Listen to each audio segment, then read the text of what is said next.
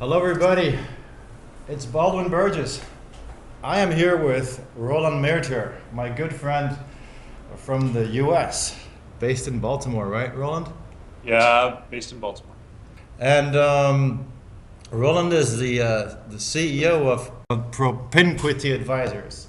Propinquity advisors, yeah. Propinquity. I actually went online a while ago to look up what that exactly means because it's a kind of word, and I think it means nearness, kindred minds. So it's a pretty good name you chose there for what you do. So you're a strategic consultant to investment management businesses, right?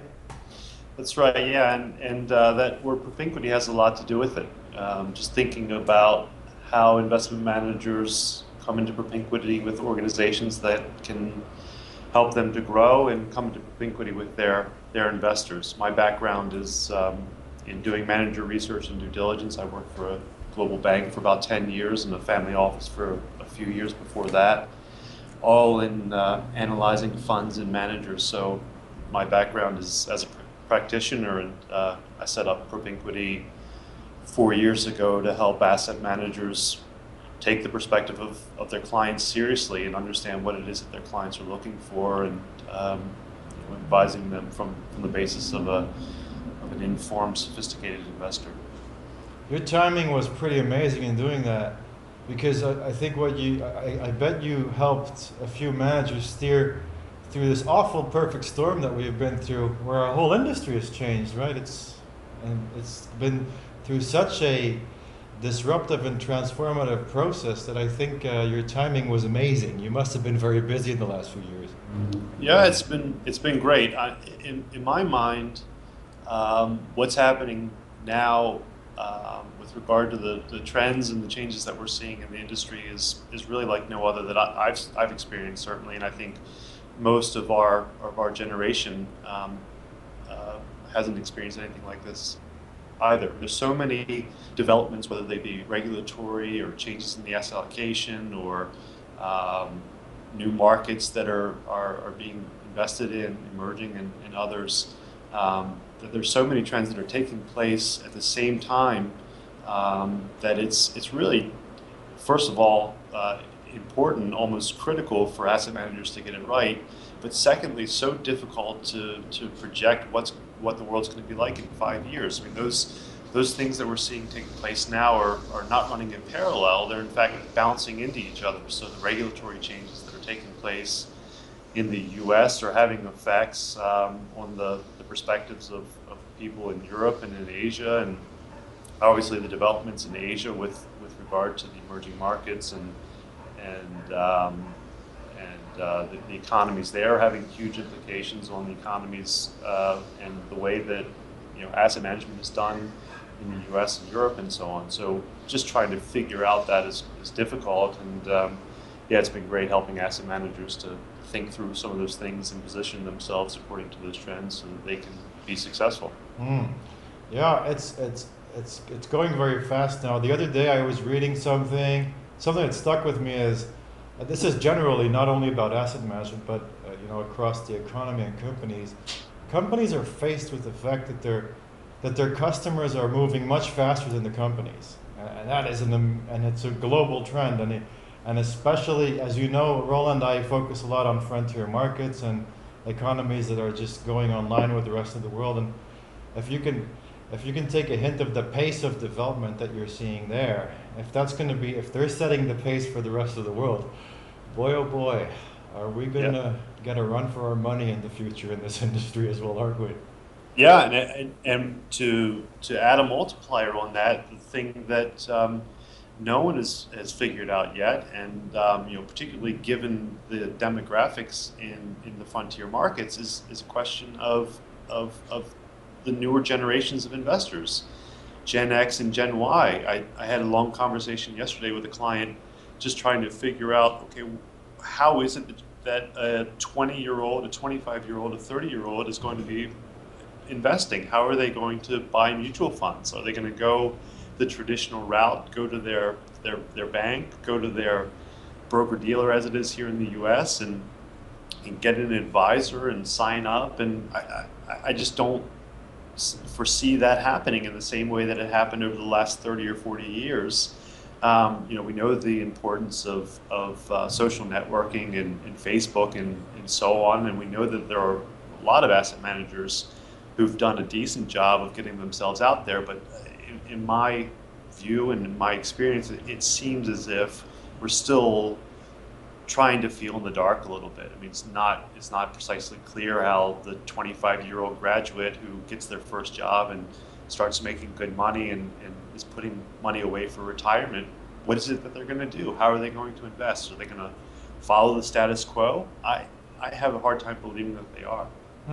Well, they'll set a whole bunch of new rules for us. Boy, that is this is probably my favorite topic.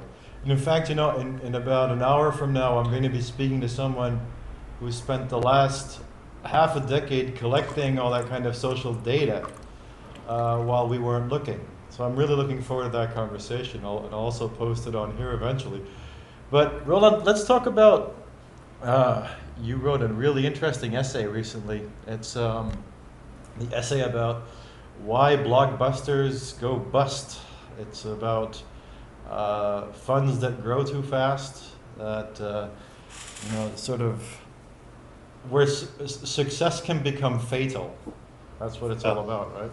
Yeah, yeah. And I mean, the opening line of that is one of the biggest killers of good asset management companies is too much money coming in too quickly into too few products. And as I said at the outset, my experience in this industry is as a manager and fund research guy, looking at asset managers and trying to analyze whether or not they're good investments, and frankly, whether or not the organization is structured such that it has longevity.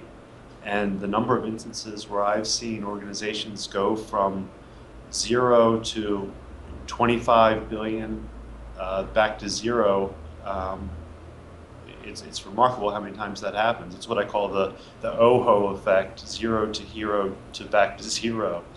And I've thought a lot over the years about this concept of blockbuster funds, and certainly, we see within the industry rags and in conversations talking about flows that there are more and more flows going into fewer and fewer funds, that it's becoming very concentrated. And we certainly see, whether it's in the European markets or the US markets, particular funds that have grown very quickly and are taking the dominant amount of flows coming into the specific asset class.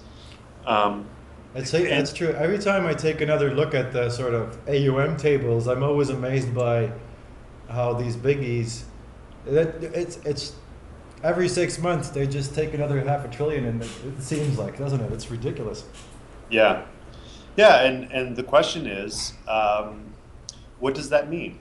What does that mean for not only the industry as a whole in terms of concentration and so on, but if you're running an asset management organization and you've been fortuitous enough, or you've been skillful enough, or whatever the case may be, to raise so much money and so much interest in a particular fund, what are the ramifications of that? And we know from history, we can go back and look at so many case studies, the implications are, in some cases, dire. I mean, if you've built an infrastructure for a fund that has gone from 1 billion to 25 billion, in most cases that infrastructure doesn't grow at the same rate. The salespeople who are in place, who've been out doing a good job of spreading the word about that fund, that they are in the mode of selling, but not necessarily in the mode of supporting that fund if in fact the performance falls off, or if there are client servicing needs that are unforeseen. The operational issues become complex. I mean, there are so many things that come into play.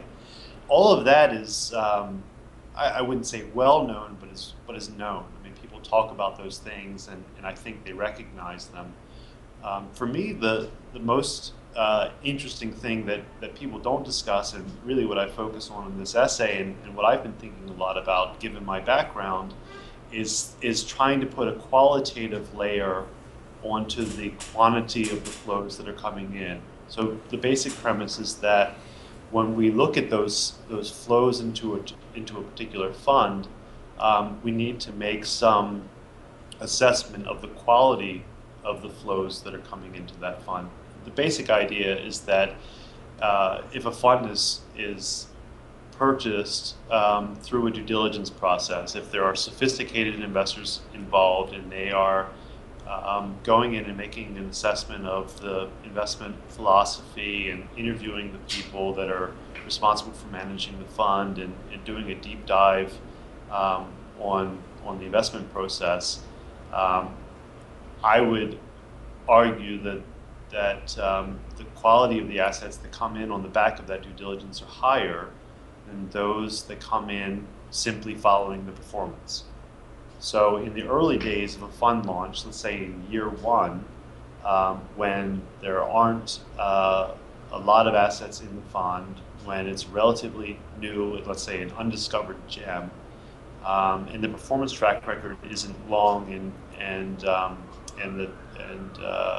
substantial, then the early investors tend to have done a lot of work and have a high level of commitment to the overall investment process and so on. But in latter days, in years 10 and beyond, there is less focus on the quality of investing and more on simply chasing after good performance. And that's what I mean, if you're listening to this on YouTube, what you're seeing right now is this graph. It's a hand-drawn graph. And in fact, when I was drawing that graph for you, Roland, it struck me that I actually enjoy doing that, because then you really get into the thought very much while you're coloring it and all these kind of things. But that's what it is. It's when that herd mentality kicks in. It's foolish, brainless money, and investors they just take it, right? They just go with it. They pace with it, and they just don't know that they're that they can't find the brakes after that one. Yeah, and what doubles that problem is that even the earliest investors who did so much work in order to make the initial assessment to get into the fund, they've got into a position of just monitoring the fund, right? They're no longer doing the deep analytics to necessarily understand if there's been a change in process or if there have been implications from an operational perspective and so on. They go into a monitoring process that's only looking at the performance. So as long as the performance remains okay, as long as it remains, whatever their metrics are, top half or top quarter or whatever, then they're fine. So you get this combination of what I've termed as auto flow. Right. So those flows that come in without really thinking about it or that are chasing the numbers, and you get that in combination with the old money that's getting lazy, let's say, and you get the new money that's just chasing the performance. If you get a blip, or when you get a blip, the inevitable blip in performance, then things start to cascade down. And in the event that the fund got so big that liquidity became a real concern, or the markets tighten up for whatever reason, and the manager is having difficulty in finding liquidity to meet the redemption needs, then the thing just really cascades upon itself and falls apart as quickly as it went together. So it's a remarkable thing, but it happens. No, it happens regularly, and there are ways to prevent it. There are ways to assess those flows and to understand where the assets are coming from, to ensure that you have high quality assets as an asset manager, to ensure that you're properly servicing those clients so that they actually understand what it is that you're doing as a manager. I mean, ultimately, you want to know, as an asset manager, you want to know who your clients are, and you want to ensure that they know you. You want to ensure that they really are buying into what it is that you're doing, based on something deeper than the past performance. Because as I always say, if the only reason that an investor is coming into the fund is because of past performance, the only reason that they're going to leave is because of performance. Mm-hmm. You've got to build a deeper relationship. You know, as we mentioned at the beginning, that this notion of propinquity is important, right? You want to ensure that they have a close understanding of what it is that you're doing, that you're in a relationship that is one that's aligned by views. You know, and the best kind of investors are the ones that you have a similar view of how the world is developing, and they have some patience aligned with that because they're in agreement philosophically with what it is that you as the asset manager are doing.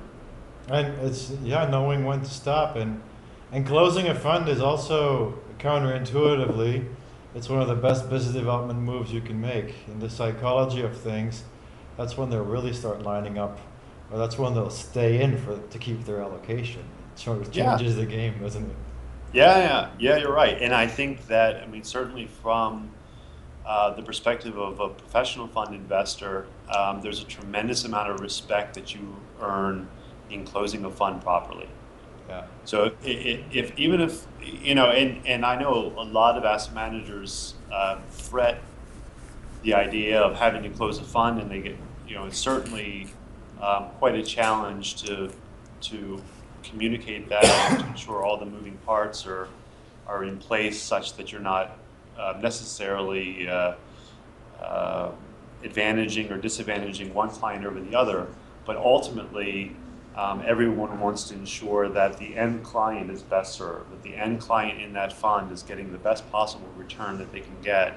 And yeah, I mean, people in general respect organizations that recognize the limitations in capacity and are taking actions to both support and to protect those underlying investors. I think that's absolutely critical. I guess there's a lot of funds out there right now which are facing these kind of size outflow issues, and it's a good barometer to watch to see what the morale of our industry is up to these days, isn't it? So we're going to have to watch this one closely. Yeah, it's interesting to see. We'll you know, particularly as we're now talking about the potential of you know, sizable turns between asset classes and those kinds of shifts. I think that those things become even more important. Yeah. All right. Great. Thank you, Roland. That's. I hope this is the first of many interviews. You and we talk a lot offline, and you know, I think there's a lot more things that we have to talk about on here. So let's do this again soon. Thanks, Baldwin. I enjoyed it. But yeah, for now, signing off. Roland Meerdter and Baldwin Berges. We'll eventually find the name for these conversations, but for now, we just had a close look at the Blockbuster funds, and I hope they're listening. Let's put it that way.